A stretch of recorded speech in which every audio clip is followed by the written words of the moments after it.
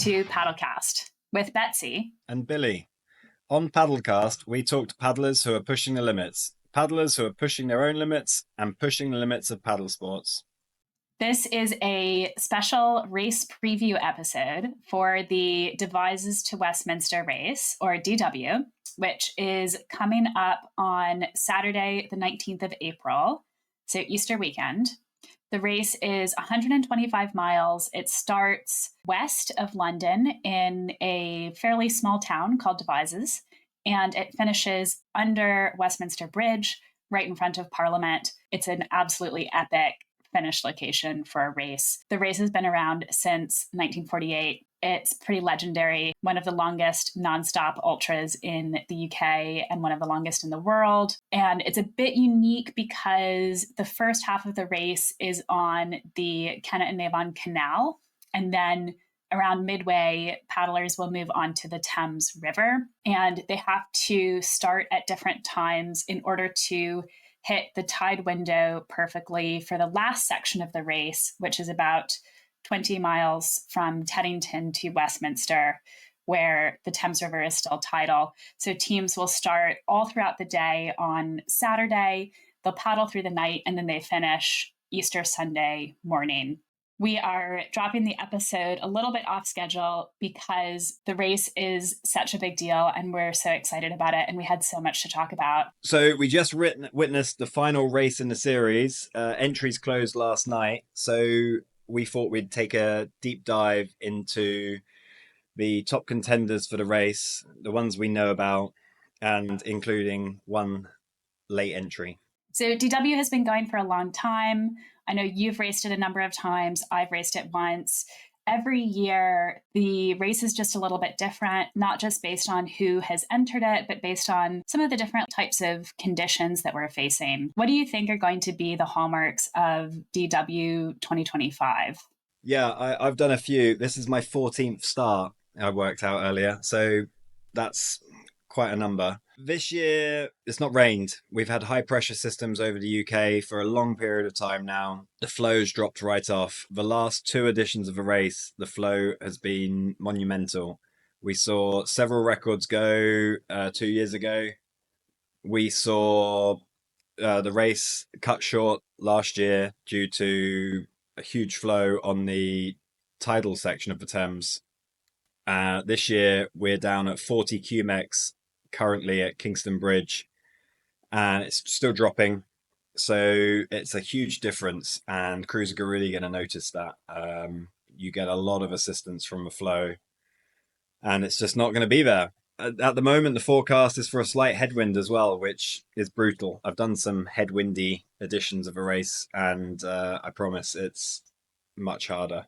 The temperature this year, it's going to be quite a warm day in the forecast and dropping down quite a lot at night. And it's, you can deal with any sort of temperature on the race, but the differential is the main thing that causes trouble, because you start in one set of kit, and as the temperature drops, you have to at least manage that once, sometimes even twice down the course. That was something that we saw during the Thames 200 Ultra race last August with the temperature differential. And even in August, the nighttime gets really cold in the UK. And so one of the paddlers racing that started during the day. It was warm and then had a lot of trouble overnight. And the temperature then only dropped to about 8 to 10 degrees Celsius. And it looks like during DW, it will be around 15 during the day and then dropping as low as 5 at night, which, to your point about the temperature differential, that's a really big difference. It's a decent difference, isn't it? I can't remember some of the worst ones. I know it was pretty bad in 2022, but it wasn't too cold at night, but it was very warm in the day.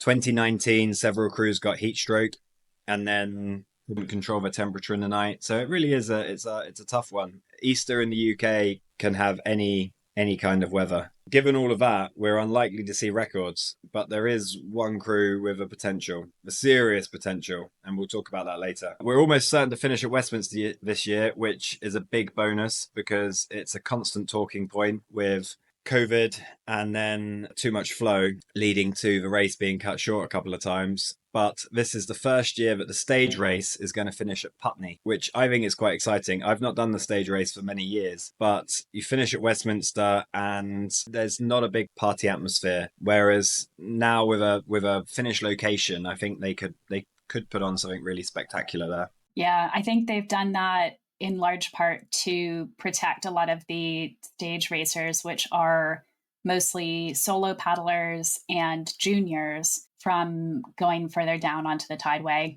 where things do get pretty dangerous. The year that I raced in 2023, there was a boat that finished just behind us that actually got hit by one of the Uber boat waves and pushed into one of the bridge pylons. Everyone was okay, but I think the boat did not come out well.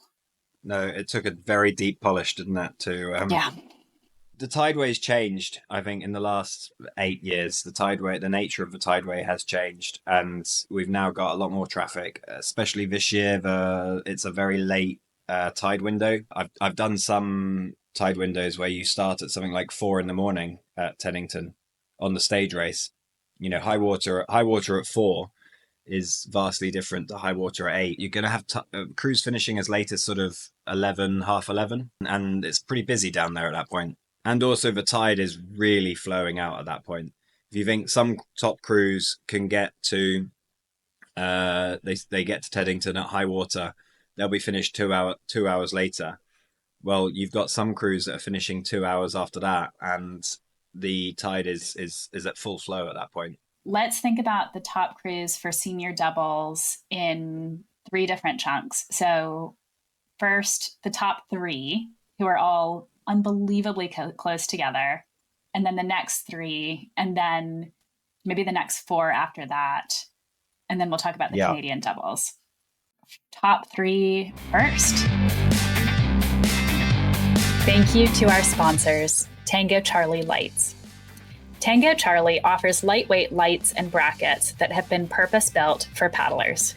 Tango Charlie was founded because of a close call. Reggie Probst had been paddling K1 and surf ski for years when on one early morning paddle in the dark, he was almost run over by a fishing boat because they couldn't see him. He realized that duct taping torches or bike lights to his boat wasn't enough to keep him safe in the dark. So he designed something new. Sleek, lightweight brackets that are easy to put on and take off your boat and stay put while you're paddling. Tango Charlie lights are not boat lights adapted for use on a ski or kayak. They are lights designed and built for paddlers by a paddler. Go to tangocharlielights.com.au to find the right lights for you. Top 3 first. Who do we think is in the mix for a win? This could go any way. This really, there are, as you said, 3 crews, and in the warm-up races, there's nothing between them. In the final one, there was a gap of 7 seconds, and over the course of 200 kilometers, that's nothing. So the way I looked at it was that I couldn't decide on an order of podium. So the only way I could split the crews was experience, and experience, was that the only way? That was the only way I could split the crews. So I came up with my idea of, if you could run a simulation of the race, who would win it the most? And that way I came up with my top contenders.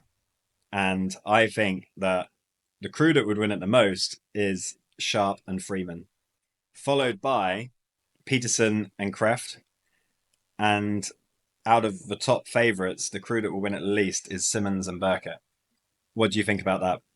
I like your idea of the simulation, because the data is so unbelievably tight on these crews.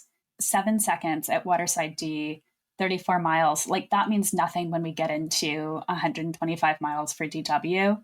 And the only reason that Simmons and Burkett were another about 2 minutes behind that was because they went in, which was just a kind of one of those fluke things. So they would have been right up there as well. Otherwise, I think all three of these crews are so close to each other in terms of speed. So it is going to come down to, as you say, who has the most experience doing the race, who has the most experience in their partnership, who is least likely to make mistakes or least likely for something to go wrong, how good each of their support crews are, how fast are they doing their feeds, does their support crew anticipate 80% of their needs, 90% of their needs, 100% of their needs. That's the level that we're talking about here. So it would be hard for me to disagree with your methodology. Yeah. Well, should we talk about the pros and cons of each crew, or is that getting too personal? Before we get into that, I want to know how close. I think you've done some calculations, right, on looking at the differences in speed over the waterside races before DW. How close do you think the finish could be? If we take their Waterside D times, we could use a very traditional way of working out your DW schedule, in that you need to work out your time to Teddington. Now, a way that people used to do this was multiplying their Waterside D time by 3 and adding an hour. Now, that would lead to a 21-second gap at Teddington, which would be then in contention for the closest DW finish ever, which I believe is 45 seconds in 2008. Now, that's a bit naughty using that, because Waterside D, when it's that tight, does come down to who can get their boat in on the last portage. So another 5K down the river and that gap might not have been there. So it could be even closer. Yeah, and it'll also depend on if they start together or who they start next to, if they're able to get some wash hanging, especially on the pound, or if they decide to go it alone. There could be pros and cons to each of those strategies too. For anyone that doesn't know, the DW race has a tide window where everyone has to aim for Teddington within this window, which is half an hour before high water and up to 2 hours after. So, for example, one crew could aim to arrive at Teddington half an hour before high water, and the other crew could be aiming to arrive there 2 hours after. So they could be starting 2.5 hours apart. It's unlikely they will.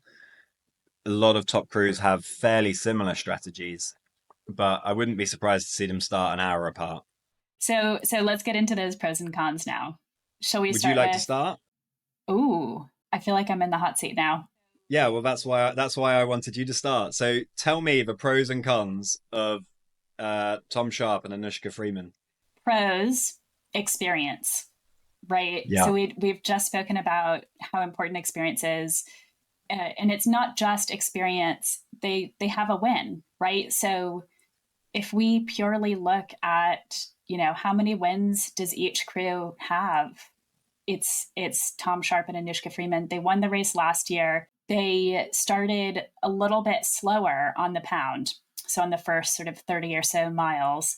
But as the race went on, they picked up speed relative to the other top crews.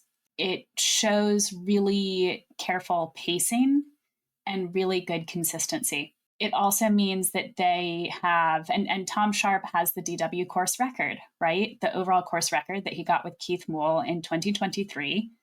So we can't discount that. He's done the race several times now. Anushka has done it a couple of times. They know exactly what to expect. They have one of, if not the best support crews out there, which I don't say as a knock to any other phenomenal support crew, but just because they have so many like DW winners, including Lizzie Broughton in their support crew, who really, really know what it takes to provide winning support. And Tom and Nishi are getting faster this year. So looking at their times across those waterside races, they've actually been consistently at least a little bit faster than their times last year, which shows that there is still more in the partnership that they haven't, tapped out yet. So those are definitely the pros for Tom and Nishi. Well, they admitted that they haven't been pushed, and that's partly my fault because I was the crew that was meant to be pushing them last year, and we didn't continue the fight further down the course. So actually, Tom and Nushi haven't been really pushed in that last 30k, something like that. And the race ended early, so really it's the last 60k. They potentially have much more to give. I think if I think about sort of the cons or challenges or disadvantages for them, really the only thing that I can come up with is pure speed relative to the other Outright crews. speed. Yeah, I think that's fair. Outright speed. The shorter the race, the more likely the other two crews would be to win. But it's a 200-kilometer race. They've done wonderful training.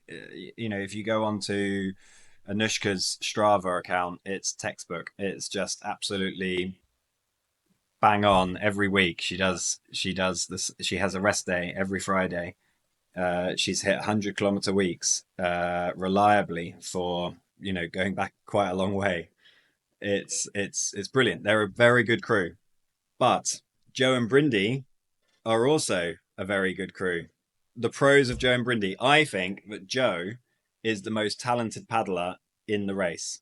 On an international marathon, I think Joe is the best one out of this bunch, but we're not doing an international marathon. Brindy has done, over the last 11 weeks, she has averaged 121 kilometers a week in training. It's lovely. The only criticism I can come up with her training is that I would have loved to have seen a bit more running in there, because I believe that if you do that little bit more running, your legs keep working further down the course. Now, a trademark scene in DW history is crews waddling over the final portages, because your legs go. They really, there's just nothing there. And I have found that the more running I have done leading up to each race, the longer my legs have worked for. So it's a tiny criticism. Joe and Brindy did 100-kilometer paddle in training because they haven't done the full distance before. Well, Joe has, but Brindy hasn't. So they wanted to check that they could do it. So they've done 100-kilometer paddle, which is getting pretty close to confirming that, you know, once you're carrying on for that, you can do it. Which does actually remind me of another pro for Sharp and Freeman, is that they did a tideway recce the other week. Did you see that on Strava? A tideway recce. I don't. They're the only crew that have done it. I mean, and we're talking minuscule points here. This is what I think separates these crews. But Joe and Brindy are a brilliant crew, and they've got the speed. And if we're going to be really harsh and say any downsides, maybe that they've just had a couple of little mistakes in some training races, which is why when I said if you run the race as a simulation enough times, they might not win a few of them. You know, they might have some mistakes in them. It's hard. The race is really hard when you haven't got the experience. It really is. And this will be the second DW for Joe and the first for Brindy. And as you say, it's probably not the distance that's going to be a problem for them because of the amount of training that they've put in, even though it will be the furthest that Brindy has raced. But it is those tiny mistakes. So at Waterside B, they had a slight miscommunication during the portage at the bottom when they were making the turn and lost the rudder. So they weren't able to finish that race. They had clean runs at Waterside C and Waterside D, and both of those races, they took the overall win. As we said earlier, though, it was only by 7 seconds at Waterside D on Sunday. So really, really tight there. But they have kind of proven that they can outdo the other crews, at least on those Waterside races, when everything goes to plan. There's also knowledge of the course, right? That's going to be something that will be more challenging for Brindy. She hasn't spent many, many years doing the Waterside series and the Thamesides. She has done them several times, but she won't have quite the same level of knowledge of the course that, say, you know, Tom and Nushi do. I think on the running question as well that you brought up, I spoke with Joe and Brindy after Waterside D, and so one of the interesting bits she brought up there too was that they lost ground on the longer portages But then on the Yeah. shorter portages, they were keeping up, or even it sounded like she was saying potentially even gaining a little bit, but at least they were definitely not losing ground on the shorter ones. But yeah, as you say, is that something that they'll be able to keep up by the time they get to those last few portages of the race when your legs Yeah. are really shot? Yeah. I mean, that's the only issue, isn't it? And really, no one knows how you're going to be reacting down there. Yeah, that's true. So someone who definitely doesn't know how they'll be reacting down at that bottom end of the course is Tom Simmons, who dropped out at Marsh Lock last year, about halfway.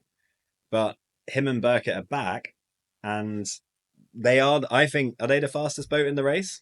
I think they won Waterside A by a long way, so I think they are the fastest boat in the race. But I also think that they're one most prone to having some mishaps. Yeah, they have really amazing speed on the water and in the running, right? They're both very, very Yeah, good runners as well. They're able to run those long portages. It is going to be a challenge, I think, mentally coming back to the race after not having the finish last year. In some ways makes it harder because you know that you've already tried and you know what you have to face again and that, you know, that could come up again.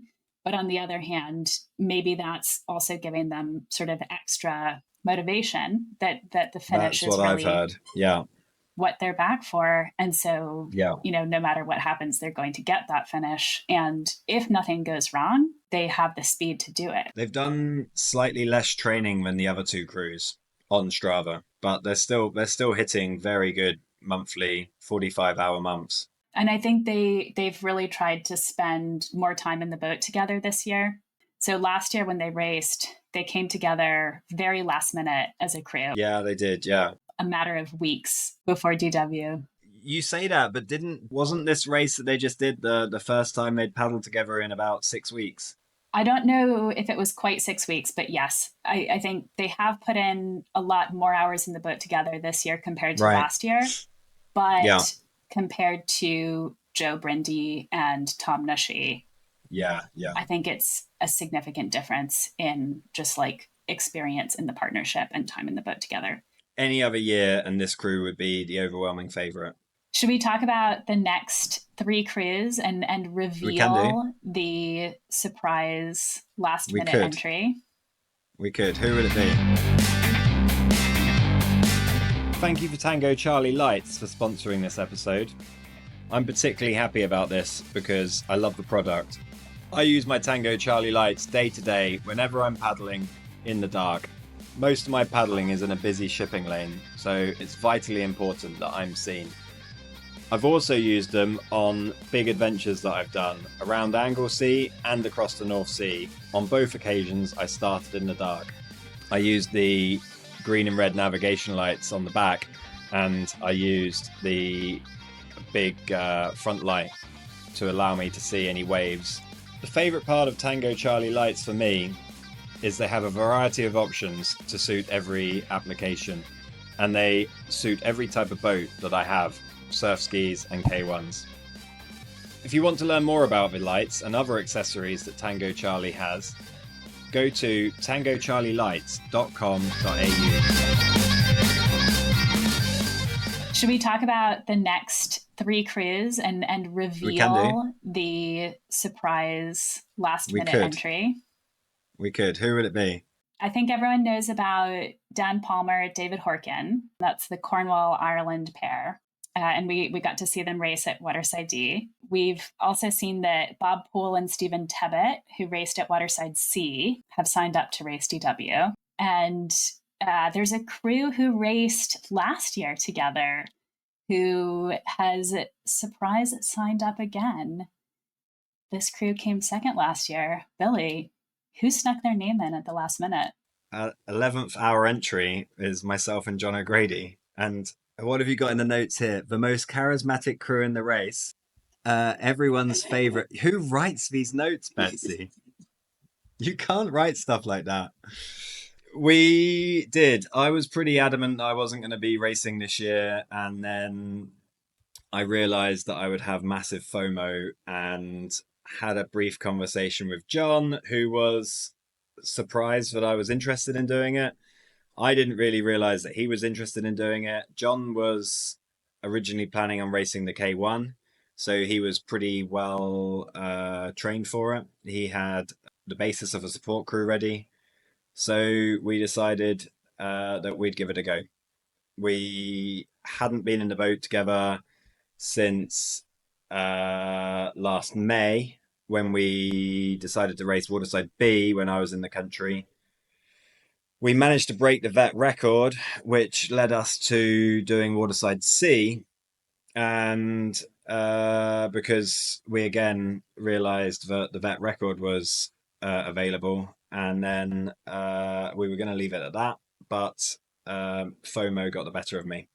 Being as objective as you possibly can be, which might be slightly thrown into question at this point. But what do you think are the pros and cons for you and John, and what are your chances? Whereas you can't split the top crews, there is a bit of a gap between the next crews, and it'll be close racing, but we beat Bob and Steve by 10 minutes on Waterside C, which is fairly close, but that could I believe both boats were racing hard. What's harder to gauge is the gap to Dan and David. They did Waterside D in 4:48, which is a time that typically the winners of DW would do on Waterside D. They're very much in the question of winning the race if there wasn't some very fast crews ahead of them. Now, I think we would have been very similar to Dan and David, so we could be extremely close to them. I have lost to David and Dan in 2023. John lost to David in the K1 the year before in 2022. So I think it'd be very fair to suggest that David and Dan could well be the fourth best crew in the race. And I've put us in fifth. How do you feel about that? I think we have some similar pros and cons here that we've talked about with those top three crews, which is you and John have more experience together, and you raced DW last year. You finished second, and that was John's first DW. So I do think getting your first DW done is a big hurdle, and it's hard to have like a really amazing, perfect first DW. That's something, that I think is going to be a challenge for Brindy and Tom Simmons, right? Who are both looking for their first DW finish. Now John has one, right? So he knows a lot more what to expect. So I do think that could be a little bit of an advantage, especially for you two going together again. Now, Dan and David individually have a lot of DW finishes that they have each done, but those have been with different partners. So they've only started paddling together recently. They've been out a few times. They've done 2 races together. They've gone pretty well in those races. But again, it is a pretty new partnership. So I think that's sort of a risk or a challenge for them, which maybe wouldn't be the same challenge for you and John. So I might swap between. Ooh, what's the fun fact? You're going to swap, are you? I have a fun fact about Dan Palmer. He has never finished outside of a podium. Wow. Across junior, senior, and K1. He's the real deal. He's there's a good crew. Yeah, and I mean I guess the flip side of what I've described as a disadvantage is if this is their, when you go from your first race together to your second to your third, you're learning a lot each time. And so we might not have really seen everything that they had to offer as a crew together on Waterside D. They might have just had that as a really big learning experience, sort of like what we saw with Joe and Brindy from B to C, where they made those mistakes on B, but then they were fixed for C and they had an amazing race. Yeah, I might swap 4 and 5. As you say, it'll be tight. You could make an argument either way. The only way to find out is if something does go wrong for one of those top 3 crews that we've talked about, which you never know, right? There's so many factors that could go wrong. That fourth place becomes a podium spot. You could foresee two of those top crews not finishing. What about Bob Poole and Stephen Tibbett? I think this was the first rumored crew to be doing DW after they were papped on Facebook on a canal boaters Facebook page in full DW kit in the middle of winter, weren't they? I got a tip off from Tom Sharp after after Waterside B. Yeah, they've obviously done some miles and they're well trained together. Rob Poole, he did K1 in 2011, flew down wearing a massive pair of white sunnies. It was a really hot year. Huge white sunnies, and anyone wearing white sunnies is going to be fast in a boat. It adds at least a couple of percent. He's not done the non-stop, and as far as we know, neither has Steve. But they're a good crew. They didn't do Waterside D, but their Waterside C time suggests that they would also be in the conversation of winning DW on a normal year. They would be within that average winning time of 4:45. I don't know the crew enough to say any strengths and weaknesses, apart from the weakness of neither of them have done the race before. And they, as well as you and John, are in the veterans class too, right? So we could be talking about vets 1, 2. Yeah, that's yeah. Hopefully, one of us probably will win the veteran trophy. So a veteran trophy would be nice. I'm moving gracefully into the age groups. Let's talk about the next few crews. They're probably not going to be in the mix for a win, but again, it's one of those things where you never quite know where people could end up.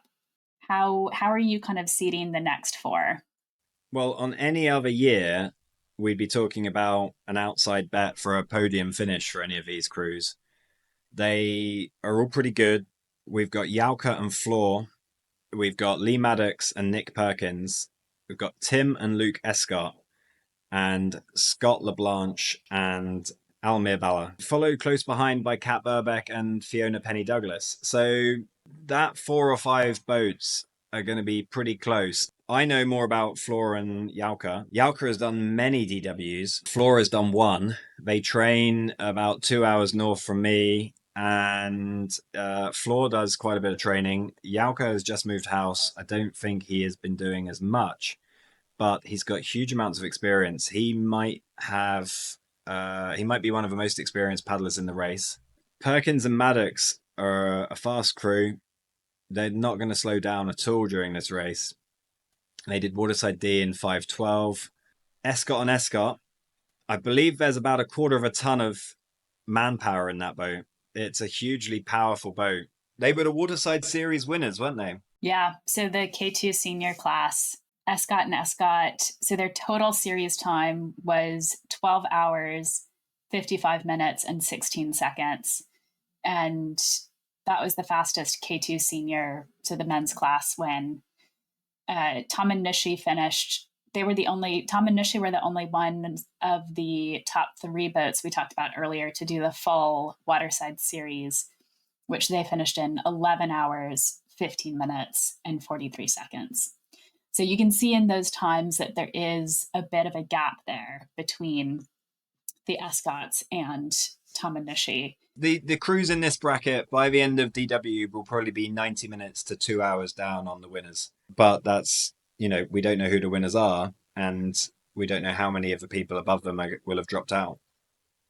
Let's talk about Kat Burbeck Wilson and Fiona Penny Douglas. So they are clear leaders to win the women's category. Normally, I think we might give them higher chances relative to some of those other men's crews we just talked about as well, except that Kat has done her knee in. Yeah, it's a big shame. I spoke to Kat and she thinks it could add about an hour to their DW time, which I really hope isn't true. But they are in contention to break the vet ladies record, which is still possible despite her knee injury, which is a shame. You know, if it comes down to being so close, one knee injury to stop a very formidable team. Now, we may have some listeners who don't know who Fiona Penny Douglas is, but she's won multiple medals in slalom, with career highlights of being European champion. She's done 2 Olympics with a 6th place in 2016. She's a seriously good paddler. Golds at World Championships. And she teamed up with the Queen of DW, Kat Burbeck Wilson, or Kat Burbeck. And, you know, there's no better lady to learn from than Kat. She knows the course like the back of her hand. She's got the ladies' record already. They would have had a storming rundown. You know, it's going to be a lower water year. There might be a headwind. Kat's done her knee in, but we're still talking about Kat and Fiona potentially taking the veteran ladies record, which is 20 hours, 46 minutes, and 3 seconds, and finishing in the top 10 potentially. It really goes to show you just how incredibly strong this crew is. Well, if you put one of the fastest ladies ever down the course and an Olympian in the boat, you're going to have a winning formula, aren't you? Absolutely. I think it'll be great to see them out there. And this is going to be Kat's 10th DW. They're a crew who I expect to pace themselves really well and kind of manage the race effectively. I think I spoke to Kat at some point last year about just how much goes into the strategy of it. And so she's definitely someone who has a really good understanding of that strategy and accurately pacing, leaving at the best possible time, hitting the tide window perfectly, all those kinds of things that go into it. So I expect them to do well. It'll be Fiona's first, but you know, under the guidance and mentorship of Kat and with an Olympic CV, she's probably going to do pretty well. It makes a huge difference on your first one. If you've got someone experienced in the boat, it makes all the difference. Yeah, I was lucky enough to have Jim King as my first partner. He'd won before, and it made things a lot easier. You know, I wouldn't have. Well, my record speaks for itself. The one time I did it with him, I won, and ever since I've been unable to muster up a win. So, you know, we all know who was responsible for that in that boat, don't we? There's still time, Billy. There's still time. There's still time. There's plenty. Yeah, and if not, I've got veterans trophies. And then is there a veteran masters? No. I tell you what, I can win in the future: the Century Cup. Ooh. Who might win the Century Cup this year, Betsy? It is Rebecca Bird from Newbury Canoe Club With Al Pipe. This is Rebecca's second DW. I know she also raced the Thames 200 Ultra last year as part of a team. And Century means they are both over 50, and their combined ages add up to over 100, which is where the Century Trophy name comes from. They're highly likely to be third place in the mixed trophy. But I really like this crew. Rebecca, I've spoken to Rebecca a few times in the lead up to the Thames 200 and then in the lead up to this DW. And she puts a lot of effort into training. It's really, I'm sure other crews do. I just don't get to hear about it. But she seems to put a huge amount of effort into the prep and to try and get things right. You know, she understands that there are tricky bits. I think she admitted to going wrong in the Thames 200 in the dark. And I think she said she really struggled last year on DW in the dark. And so they've done a huge amount of work to address that. The hard work pays off. This is going to be quite a good crew. And she's only been paddling for a few years too. She's a relatively I was surprised by that. It really shocked me. And I think she's a great example of, you know, someone who started paddling later in life, only a few years ago, and is now, you know, potentially looking at a third place in the mixed category at DW. And coming away with 2 trophies. Hopefully. We'll see. We'll be rooting for them. We've talked through all of the kayak side, or at least a lot of the kayak side of the senior doubles category. And I think the race in the Canadian canoes is going to be closer this year than I thought it would be a few weeks ago, because we've had another sort of last minute entry there that has made things a little bit more interesting. So in the Canadian class, coming over from the States is going to be Andy Hall and Dylan Kirk. So Andy and Dylan are coming over from the States just for DW. Andy actually did DW as a junior. So he's British. He raced it as a junior. I believe the last time he raced it was in 1991. So it's been a few years. And Dylan Kirk, this is going to be his second attempt at DW. He came over in 2023, where he made an attempt with Joe Schlimmer, another American paddler. And unfortunately, they were not able to get the finish that they wanted to. They had some, Joe had some stomach issues, and then they took a wrong turn at Aldermaston. But I think they are coming in this year with more experience and knowledge. They're solid canoeists. So they have finishes in the big races in the US for marathon canoe, sit and switch, Canadian canoeing it's called the Triple Crown. So that is the General Clinton Canoe Regatta, the Au Sable River Canoe Marathon, and the Classique. Most or all of the top Canadian canoe paddlers will be at those.